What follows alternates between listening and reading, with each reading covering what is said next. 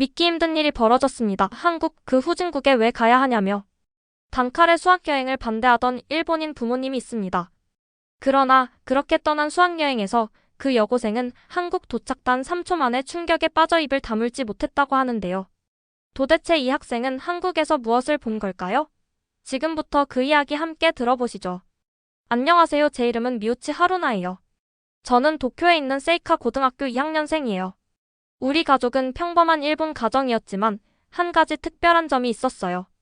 바로 한국에 대한 이야기만 나오면 분위기가 달라진다는 것이었죠. 한국? 글쎄, 그 나라는 말이야. 아버지는 저녁 식사 시간마다 한국에 대한 이야기를 꺼내셨어요. 거기 제품들은 겉만 번지르르 하지 품질은 형편없어. 내가 전자회사에서 일할 때 한국 부품으로 바꿨다가 얼마나 많은 고객 불만이 들어왔는지 몰라.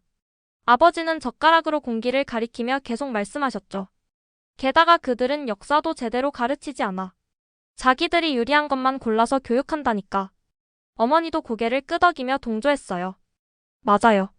우리 친구 미키코가 한국 여행 갔다 왔는데 호텔에서 일본인이라고 하니까 직원들 태도가 달라졌대. 서비스도 나빠지고 길에서도 사람들이 쳐다보더래. 어머니는 차를 따르며 한숨을 쉬셨어요. 하루나 한국에 대해 좋게 생각하지 마. 그냥 사실을 알아두는 게 좋아. 거기 사람들은 우리를 좋아하지 않아. 실망만 커질 뿐이야. 식탁에서 이런 대화가 반복될 때마다 저는 조용히 밥만 먹었어요. 한국이라는 나라에 대해 직접 본 적도 없으면서 마음속에 두려움과 불신이 자라났습니다.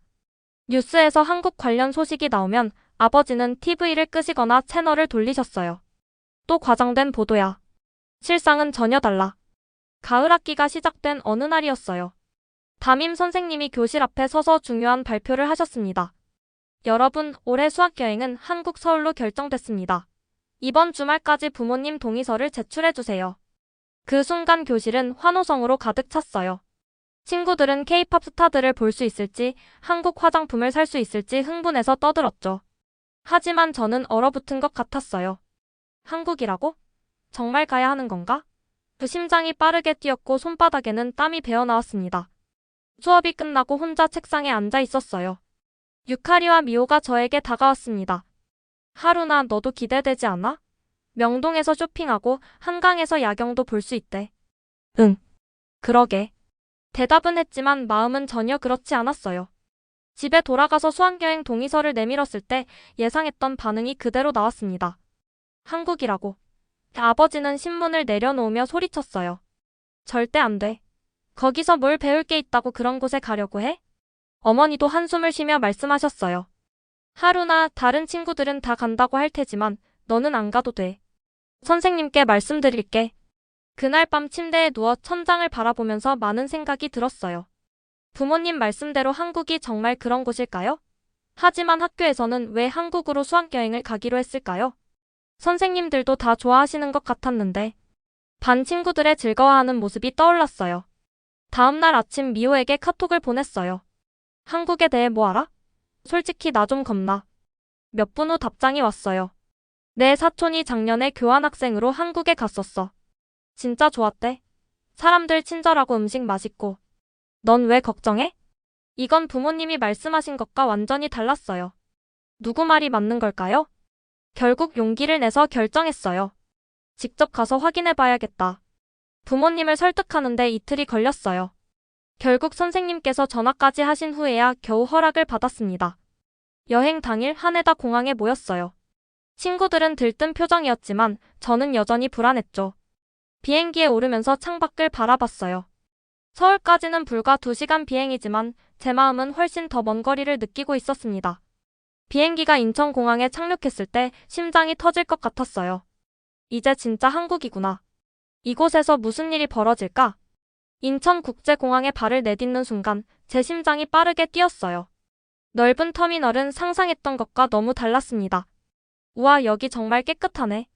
저도 모르게 작은 소리로 말했어요. 뭐가 그렇게 놀라워? 제 옆에 있던 친구 유카리가 물었어요. 그냥 생각했던 것과 달라서. 솔직히 대답하기 민망했어요. 부모님이 한국에 대해 얼마나 부정적으로 말씀하셨는지 친구들에게 설명하고 싶지 않았거든요. 공항 천장은 높고 유리창을 통해 햇빛이 환하게 들어왔어요. 바닥은 반짝거려서 거울처럼 사람들의 모습이 비칠 정도였습니다. 곳곳에 디지털 안내판이 설치되어 있었고 심지어 안내 로봇까지 돌아다니고 있었어요. 저기 봐, 로봇이야. 미호가 손가락으로 가리키며 외쳤어요. 정말 작은 로봇이 관광객들에게 길을 안내해주고 있었죠. 공항을 나와 버스에 탑승했어요. 버스 좌석은 푹신했고 창문은 커서 밖의 풍경을 잘 볼 수 있었습니다. 가이드 김선영 씨는 마이크를 들고 설명을 시작했어요. 여러분 환영합니다. 이제 서울로 이동할 거예요. 약 1시간 정도 걸릴 예정입니다. 질문 있으시면 언제든지 물어보세요. 선영 씨의 일본어는 완벽했어요. 억양까지 자연스러워서 일본에서 살았던 것 같았습니다. 버스가 고속도로를 달리기 시작했어요. 창밖으로 보이는 풍경이 점점 도시의 모습으로 바뀌었습니다. 높은 아파트들, 현대적인 빌딩들, 그리고 여기저기 보이는 밝은 간판들이 눈에 들어왔어요. 생각보다 훨씬 발전해 있네. 제 맞은편에 앉아있던 타케시가 말했어요. 응, 정말 깨끗하고 현대적이야. 다른 친구도 동의했습니다. 저는 조용히 창밖을 바라봤어요. 아버지가 말씀하셨던 후진국의 모습은 어디에도 없었어요. 오히려 일본보다 더 현대적인 건물들도 보였습니다. 스마트폰을 꺼내 사진을 몇 장 찍었어요. 나중에 부모님께 보여드리고 싶었거든요. 버스가 강남 지역을 지날 때 선영 씨가 다시 마이크를 들었어요. 지금 지나가고 있는 곳은 강남이라는 서울의 중심지예요. 이곳은 한국의 경제와 문화의 중심지로 많은 기업들의 본사가 있습니다. 창밖으로 보이는 건물들은 모두 반짝이는 유리로 만들어진 고층 건물들이었어요. 사람들은 세련된 옷을 입고 빠르게 걸어다니고 있었고 도로는 최신형 자동차들로 가득했습니다. 저기 봐, 저 사람들 모두 스마트폰으로 결제하고 있어. 미호가 창밖을 가리키며 말했어요. 카페 앞에서 사람들이 스마트폰을 단말기에 대고 결제하는 모습이 보였습니다. 일본보다 더 편리한 것 같아. 유카리가 말했어요. 버스가 잠시 정체되었을 때 옆 차선에 있던 버스 안의 사람들과 눈이 마주쳤어요. 제가 외국인이라는 걸 알아차린 어떤 여자분이 미소를 지으며 손을 흔들어 주셨어요. 저도 조금 쑥스럽지만 웃으며 손을 흔들었습니다. 사람들이 불친절하다고 했는데 그렇지 않은 것 같은데? 혼란스러웠어요. 버스가 명동을 지날 때는 정말 놀라웠어요. 거리는 사람들로 북적였고 형형색색의 간판과 네온 사인이 눈부셨습니다. K-팝 음악이 거리 곳곳에서 흘러나왔고 젊은이들은 최신 유행 패션을 입고 있었어요. 여기서 쇼핑할 시간이 있을까요? 누군가 물었어요. 네, 물론이죠.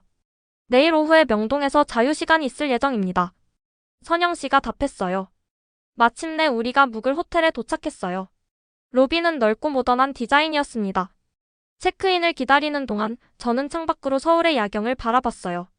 빌딩들의 불빛이 별처럼 반짝이고 있었습니다. 하루나 괜찮아? 유카리가 제 어깨를 두드리며 물었어요. 응, 괜찮아. 그냥 생각이 많았어. 저는 미소 지으며 대답했어요. 방에 들어가서 짐을 풀고 창가에 앉았습니다. 창밖으로 보이는 서울의 불빛들이 마치 저에게 손짓하는 것 같았어요. 처음으로 이 여행이 기대되기 시작했습니다. 스마트폰을 꺼내 부모님께 메시지를 보냈어요. 안전하게 도착했어요. 걱정하지 마세요. 여기 생각보다 훨씬 좋은 곳 같아요. 그리고 처음으로 한국에 대한 부모님의 말씀이 맞지 않을지도 모른다는 생각을 했어요. 이제 직접 보고 듣고 느끼며 진짜 한국을 발견하고 싶었습니다. 내일이 기대됐어요. 호텔 문을 열고 서울의 아침 공기를 마주했어요. 날씨는 선선했고 하늘은 맑았습니다. 오늘은 학교 일정 없이 친구들과 함께 명동을 탐험하기로 한 날이었어요. 지하철 4호선을 타고 명동역에 도착했습니다. 역에서 나오는 순간 예상했던 것과는 완전히 다른 광경이 펼쳐졌어요. 아버지가 말씀하셨던 낙후된 거리는 어디에도 보이지 않았죠. 대신 깨끗하게 정돈된 보도와 화려한 간판들이 시선을 사로잡았어요. 특히 놀라웠던 것은 도로 곳곳에 설치된 스마트 가로등과 디지털 안내판이었습니다. 일본의 신주쿠보다 더 현대적인 느낌마저 들었어요. 명동 중앙거리는 아침부터 사람들로 북적였습니다. 여기저기서 한국어, 중국어, 영어가 뒤섞여 들렸어요. 유카리와 미호는 화장품 가게를 향해 달려갔지만 저는 문득 맛있는 냄새에 이끌려 골목길로 발길을 돌렸습니다. 작은 포장마차에서 빨간 떡볶이를 끓이고 계신 할머니가 눈에 띄었어요. 아버지의 말씀이 떠올랐습니다. 한국 사람들은 일본인을 싫어해. 특히 나이 든 사람들은 더 그래. 그래도 용기를 내어 포장마차 앞에 섰어요. 혹시 떡볶이 주문할 수 있을까요? 서툰 한국어로 물어봤습니다. 할머니는 저를 빤히 쳐다보셨어요. 심장이 쿵쾅거렸습니다. 그런데 예상과 달리 할머니의 얼굴에 미소가 번졌어요. 일본에서 왔어요? 한국말 잘하네. 할머니는 친절한 목소리로 말씀하셨습니다. 떡볶이를 받아들고 첫 입을 먹었을 때의 감동은 아직도 생생해요. 매콤하면서도 달콤한 맛이 입안에 퍼졌습니다. 할머니는 계속해서 더 먹어라고 하시며 어묵과 계란을 더 올려주셨어요. 일본인인 제게 특별히 더 친절하게 대해주시는 것 같았습니다. 식사를 마치고 지갑을 꺼내려는데 할머니가 손을 저으셨어요. 첫 한국 방문이면 서비스야. 다음에 또 와. 할머니의 따뜻한 미소가 마음에 깊이 남았습니다. 부모님이 말씀하셨던 적대적인 한국인은 어디에도 없었어요. 명동 중앙거리로 돌아오니 거리 공연이 한창이었습니다. 젊은 여성 여러 명이 K-팝 댄스를 선보이고 있었어요. 군중들은 박수를 치며 환호했고 관광객들은 열심히 사진과 동영상을 찍고 있었습니다. 공연자들의 에너지 넘치는 모습에 저도 모르게 발을 구르며 리듬을 타고 있었어요. 인상적이었던 것은 거리의 청결함이었습니다. 이렇게 많은 사람들이 모이는 곳인데도 쓰레기 하나 보이지 않았어요. 작은 로봇 청소기가 사람들 사이를 돌아다니며 바닥을 청소하고 있었습니다. 일본의 기술력이 뛰어나다고 자부했는데 여기서도 첨단 기술을 활용하고 있다는 사실이 놀라웠어요. 오후에는 명동 한복판에 있는 대형 쇼핑몰에 들어갔습니다. 에스컬레이터를 타고 올라가는데 갑자기 제 앞에 선 할아버지가 휘청거리셨어요. 반사적으로 손을 뻗어 할아버지의 팔을 잡았습니다. 할아버지는 감사의 눈빛을 보내셨고 주변에 있던 사람들도 따뜻한 미소로 저를 바라봤어요. 쇼핑몰 식당가에서 점심을 먹으려고 메뉴를 고민하고 있을 때였습니다. 주문 키오스크 앞에서 어떻게 주문해야 할지 몰라 당황하고 있었어요. 그때 옆에 있던 대학생처럼 보이는 여자가 다가왔습니다. 도와드릴까요? 처음 사용하시는 것 같네요. 그녀는 영어와 일본어를 섞어가며 친절하게 설명해 주었어요. 덕분에 비빔밥과 냉면을 성공적으로 주문할 수 있었습니다. 그녀는 즐거운 한국 여행 되세요라고 말하며 손을 흔들고 사라졌어요. 해가 질 무렵 청계천을 따라 걸었습니다. 도심 한가운데 흐르는 맑은 개울과 그 주변에 조성된 공원이 평화로웠어요. 회사원들이 넥타이를 풀고 신발을 벗은 채 발을 담그고 있었고 연인들은 손을 잡고 산책하고 있었습니다. 물 위로 비치는 노을이 아름다웠어요. 호텔로 돌아가는 지하철 안에서 오늘 하루를 되돌아봤습니다. 떡볶이 할머니의 따뜻한 미소, 길을 알려준 친절한 대학생, 깨끗한 거리, 현대적인 도시 풍경. 이 모든 것이 부모님이 말씀하셨던 한국의 모습과는 너무나 달랐어요. 숙소에 도착해 침대에 누웠을 때 스마트폰을 꺼내 일기장 앱을 열었습니다. 오늘 나는 진짜 한국을 만났다. 부모님의 말씀과는 다른 따뜻하고 친절한 사람들, 깨끗하고 현대적인 거리가 나를 반겨주었다. 내일은 어떤 발견을 하게 될까? 처음으로 이 여행이 정말 기대된다. 창밖으로 서울의 밤 풍경을 바라보며 내일을 기다렸습니다. 이제 더 이상 두렵지 않았어요. 오히려 설렘이 가득했습니다. 학교 일정표에 따르면 오늘은 경복궁 방문 날이었어요. 호텔 로비에서 모인 저희 반 학생들은 모두 설레는 표정이었죠. 저는 어제 명동에서의 경험으로 인해 한국에 대한 생각이 조금씩 바뀌고 있었지만 여전히 궁금증이 많았습니다. 가이드 선영 씨의 인솔하에 저희는 지하철 3호선을 타고 경복궁역에 도착했어요. 역에서 나오자마자 보이는 광화문 광장의 모습에 감탄했습니다. 넓은 광장 중앙에는 세종대왕 동상이 있었고 그 주변에는 분수대와 한글 관련 조형물이 설치되어 있었어요. 경복궁 정문인 광화문에 다가갈수록 심장이 빠르게 뛰었습니다. 웅장한 붉은 기와 지붕과 화려한 단청이 그려진 목조 건물이 눈앞에 펼쳐졌어요. 일본의 교과서에서 본 한국 건축의 모습과는 차원이 달랐습니다. 특히 놀라웠던 것은 광화문 앞에서 교대식을 하고 있는 전통 복장의 수문장들이었어요. 그들의 화려한 의상과 정확한 동작은 마치 시간 여행을 한 것 같은 느낌을 주었습니다. 이 궁궐은 1395년 조선 왕조 때 지어진 것으로 일제강점기에 많은 부분이 파괴되었다가 1990년대에 복원되었습니다. 선영 씨의 설명을 들으며 저는 묘한 감정이 들었어요. 일본이 이 아름다운 건축물을 훼손했다는 사실이 부끄러웠습니다. 경복궁 내부로 들어서자 넓은 마당과 정교한 건축물들이 저희를 맞이했어요. 특히 왕이 업무를 보던 근정전의 웅장함에 압도되었습니다. 높은 천장과 복잡한 목조 구조물, 화려한 장식들이 한 나라의 중심이었음을 보여주고 있었어요. 놀라웠던 것은 곳곳에 설치된 디지털 안내 시스템이었습니다. QR코드를 스캔하면 여러 언어로 상세한 설명을 들을 수 있었고, 증강현실 기능을 통해 과거 왕실의 모습을 재현해 볼 수도 있었어요. 가장 인상적이었던 것은 경복궁 타임머신 앱이었습니다. 스마트폰으로 건물을 비추면 그 자리에 있었던 원래 건물의 모습과 당시 사람들의 생활상을 볼 수 있었어요. 한국은 전통을 보존하면서도 첨단 기술을 접목시키는데 탁월하네요. 오사카에서 온 다나카 선생님의 말씀에 저도 고개를 끄덕였습니다. 일본에서는 한국을 기술적으로 뒤처진 나라로 묘사하는 경우가 많았는데 실제로 본 한국은 전혀 달랐어요. 경회루라는 연못 위의 아름다운 건물 앞에서 단체 사진을 찍은 후 저희는 궁궐 내에 있는 국립고궁박물관을 방문했습니다. 박물관에는 왕실의 생활용품부터 의뢰에 사용된 도구까지 다양한 유물이 전시되어 있었어요. 특히 세종대왕이 만든 한글 관련 전시물 앞에서 많은 시간을 보냈습니다. 글자 하나하나에 담긴 과학적 원리와 철학적 의미에 감탄했어요. 오후에는 경복궁 옆에 위치한 한복체험관으로 이동했습니다. 입구에는 디지털 키오스크가 설치되어 있어 쉽게 원하는 한복을 고를 수 있었어요. 저는 핑크색 치마와 노란색 저고리가 있는 한복을 선택했습니다. 착용법을 알려주는 직원분은 일본어를 조금 할 줄 아셨고 친절하게 도와주셨어요. 한복을 입고 거울을 보는 순간 마치 다른 사람이 된 것 같았습니다.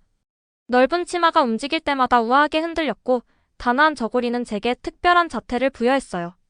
유카리와 미호도 각자 고른 한복을 입고 즐거워했습니다. 우리는 서로를 향해 전통 예법인 절을 배우며 웃음을 터뜨렸어요. 한복을 입은 채로 다시 경복궁을 거닐었습니다. 이번에는 마치 제가 이 역사의 일부가 된 것 같은 느낌이 들었어요. 햇살이 비치는 돌계단 위에서 사진을 찍는데 한국인 가족들이 미소를 지으며 엄지손가락을 들어 보였습니다. 그 순간 낯선 나라에서의 거리감이 완전히 사라지는 것을 느꼈어요. 경복궁의 한쪽에는 전통문화체험관이 있었습니다. 그곳에서 한국의 전통놀이인 투와 윷놀이를 체험했어요. 특히 윷놀이는 일본의 스고로쿠와 비슷하면서도 달랐습니다. 이해하기 쉬운 규칙과 함께 팀원들과 협력하는 재미가 있었어요. 해가 저물기 시작할 무렵 경복궁의 후문인 신무문 근처 연못가에 앉았습니다. 붉게 물든 하늘 아래 고요한 연못 위로 기와 지붕의 실루엣이 비치는 모습이 너무나 아름다웠어요. 그 순간 저는 스마트폰을 꺼내 부모님께 사진과 함께 짧은 메시지를 보냈습니다. 경복궁에 왔어요. 생각보다 훨씬 아름답고 현대적이에요. 한국의 역사와 문화가 이렇게 풍부하다는 걸 몰랐어요. 호텔로 돌아가는 버스 안에서 창밖의 서울 야경을 바라보며 오늘 하루를 되돌아봤어요. 역사와 전통, 그리고 현대 기술이 어우러진 한국의 모습은 부모님이 말씀하셨던 것과는 완전히 달랐습니다. 특히 문화유산을 보존하면서도 현대적으로 해석하고 전달하는 방식이 인상적이었어요. 호텔 방에 돌아와 일기장을 꺼냈습니다. 오늘의 느낌을 적으며 내일은 어떤 발견을 하게 될지 기대가 되었어요. 한국에 대한 저의 생각은 이제 완전히 바뀌기 시작했습니다. 여행 마지막 날 아침, 저는 평소보다 일찍 눈을 떴어요. 호텔 창문을 통해 들어오는 서울의 아침 햇살이 제 얼굴을 비추었습니다. 침대에 앉아 지난 5일간의 여행을 떠올려 봤어요. 인천공항에 도착했을 때의 불안감, 명동거리에서 느꼈던 놀라움, 경복궁에서 마주한 역사의 숨결까지. 짧은 시간이었지만 한국에 대한 제 생각은 완전히 바뀌었습니다. 아침 식사를 마친 후 저희는 마지막 일정으로 강남 지역 투어에 나섰어요. 버스에서 내려 테헤란로를 걷기 시작했습니다. 양쪽으로 늘어선 초고층 빌딩들과 대형 전광판들이 눈길을 사로잡았어요. 특히 삼성전자 본사 앞의 대형 LED 스크린에는 최신 기술을 선보이는 광고가 흐르고 있었습니다. 여기가 한국의 실리콘밸리라고 불리는 곳입니다. IT 기업들이 모여 있는 곳이죠. 가이드 선영 씨의 설명에 저는 고개를 끄덕였어요. 아버지가 한국의 기술이 뒤처져 있다고 했던 말이 얼마나 틀렸는지 다시 한번 실감했습니다. 스타필드 코엑스몰에 들어섰을 때는 더욱 놀라웠어요. 거대한 실내 광장에는 별마당 도서관이라는 곳이 있었고 천장까지 닿는 책장들이 원형으로 배치되어 있었습니다. 그 안에는 많은 사람들이 책을 읽고 있었고 일부는 노트북이나 태블릿으로 작업을 하고 있었어요. 공공장소에서 이렇게 문화와 기술이 공존하는 모습이 인상적이었습니다. 점심은 현대적인 푸드코트에서 먹었어요. 주문은 모두 키오스크를 통해 이루어졌고 음식이 준비되면 스마트폰으로 알림이 왔습니다. 저는 비빔밥을 선택했고 그 옆자리에 앉은 미호는 김치찌개를 먹었어요. 유카리는 한국식 돈가스인 돈가스를 주문했습니다. 3명 모두 각자 다른 음식을 먹으면서도 한국 음식의 맛에 감탄했어요. 일본에 돌아가면 부모님께 한국 요리를 해드려야겠어. 입가에 묻은 고추장을 닦으며 말했습니다. 불과 며칠 전만 해도 한국 음식을 먹는 것에 거부감을 느꼈던 제 모습이 믿기지 않았어요. 오후에는 삼성 디지털 플라자를 방문했습니다. 이곳은 최신 전자제품을 체험할 수 있는 전시관이었어요. 가상현실 체험존에서 특수 안경을 쓰고 서울의 고궁들을 가상으로 둘러보는 경험을 했습니다. 8K 해상도의 대형 TV 앞에서 단체 사진도 찍었어요. 일본의 기술력이 뛰어나다고 자부했던 저였지만 한국의 기술 수준 역시 대단하다는 것을 인정할 수밖에 없었습니다. 가장 특별했던 순간은 옥상 정원에서 있었던 마지막 모임이었어요. 담당 교사인 하야시 선생님께서 학생들 각자에게 이번 여행의 소감을 말해달라고 하셨습니다. 저는 마지막 차례였고 모두의 시선이 저에게 쏠렸을 때 잠시 망설였어요. 하지만 곧 마음을 정하고 진솔하게 이야기했습니다. 사실 저는 이 여행을 오기 전에 한국에 대해 부정적인 생각을 많이 가지고 있었어요. 부모님께서 그렇게 말씀하셨고 저도 그냥 받아들였거든요. 하지만 직접 와서 보고 듣고 느끼면서 제 생각이 완전히 바뀌었습니다. 한국은 역사와 전통을 소중히 여기면서도 미래를 향해 나아가는 나라더라고요. 그리고 무엇보다 사람들이 따뜻했어요. 이번 여행은 저에게 편견 없이 세상을 바라보는 법을 가르쳐 주었습니다. 제 말이 끝나자 친구들이 박수를 쳤고 하야시 선생님께서는 고개를 끄덕이며 미소 지으셨어요. 그 순간 저는 제가 한국에 대해서만 배운 것이 아니라 세상을 바라보는 눈을 얻게 되었다는 것을 깨달았습니다. 인천공항으로 돌아가는 버스 안에서 창밖을 바라봤어요. 석양에 물든 한강과 그 위로 보이는 서울의 스카이라인이 아름다웠습니다. 스마트폰을 꺼내 마지막으로 이 풍경을 사진에 담았어요. 그리고 부모님께 짧은 메시지를 보냈습니다. 곧 일본으로 돌아가요. 한국에서 정말 좋은 시간을 보냈어요. 돌아가면 많은 이야기가 있어요. 부모님도 다음에 꼭 같이 와보셨으면 좋겠어요. 공항에 도착해 출국 수속을 밟는 동안 선물 가게에 들러 부모님께 드릴 선물을 골랐어요. 아버지께는 한국 전통 소주를, 어머니께는 한국 화장품 세트를 선택했습니다. 선물 가게에서 계산할 때 점원분이 일본어로 다시 한국에 오세요라고 말씀해 주셨어요. 저는 활짝 웃으며 네, 꼭 다시 올게요 라고 대답했습니다. 비행기 좌석에 앉아 창밖으로 점점 멀어지는 서울의 불빛을 바라보며 이번 여행이 제 인생의 전환점이 되었다는 것을 느꼈어요. 단지 한 나라에 대한 생각이 바뀐 것이 아니라 세상을 바라보는 방식 자체가 바뀌었습니다. 일기장의 마지막 문장을 적었어요. 편견은 우리의 눈을 가리는 장막일 뿐이다. 진정한 이해는 그 장막을 걷어내고 직접 보고 느끼는 데서 시작된다. 이제 나는 더 넓은 세상을 볼 준비가 되었다. 오늘의 이야기는 여기까지입니다. 지금까지 시청해주셔서 감사합니다. 오늘도 웃음이 가득한 하루 보내시길 바랍니다. 밝은 마음이 건강과 행복을 불러옵니다. 여러분의 댓글 하나하나가 터치글로벌을 더 재미있는 공간으로 만들어줍니다. 좋아요는 터치, 구독은 글로벌하게. 놓치기 아까운 이야기들, 알림 설정까지 해두시면 가장 빠르게 만나볼 수 있습니다. 오늘도 터치글로벌과 함께 해주셔서 감사합니다. 다음 영상에서 또 만나요.